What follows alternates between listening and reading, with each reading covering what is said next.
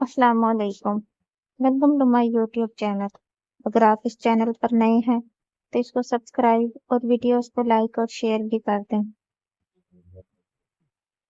दौरान इंटरव्यू, क्या आप इस जॉब के लिए कितनी सैलरी की तवक्को रखती हैं? कम से कम 90,000। खातून ने पूरे एतमाद अंदाज में जवाब दिया। किसी खेल में दिलचस्पी? बॉस ने पूछा।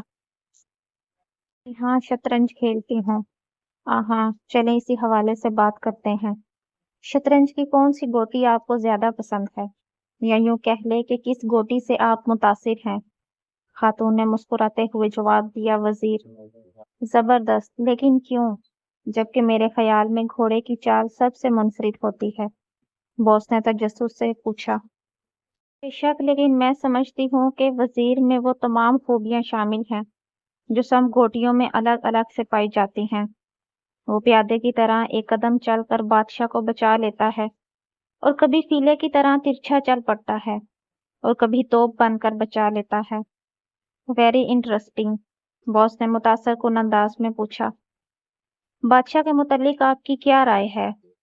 सर, बादशाह को मैं सबसे ज्यादा कमजोर समझती हूँ, क्योंकि वो खुद को बचाने में सिर्फ एक कदम चल सकता है, जबकि वजीर इसे चारों इतराफ से बचा सकता है।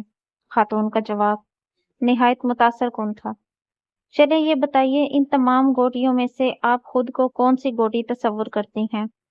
खातून ने झट से जवाब दिया, बादशाह। लेकिन वो तो आपके मुताबिक मजबूर होता है, वो बचा नहीं पाता, और वजीर का मरहूने मिन्नत होता है। बॉस ने हैरानी से पूछा। जी हाँ, मेरे मुताबिक यही है। मैं बादशाह हूँ और वजीर मेरे शोहर, जो मेरी हिफाजत मुझसे बढ़कर कर सकते हैं। वेरी नाइस, इंटरव्यू लेने वाले ने बाकायदा हल्के हाथों ताली बजाते हुए कहा। अच्छा, एक आखिरी सवाल, आप ये जॉब क्यों करना चाहती हैं?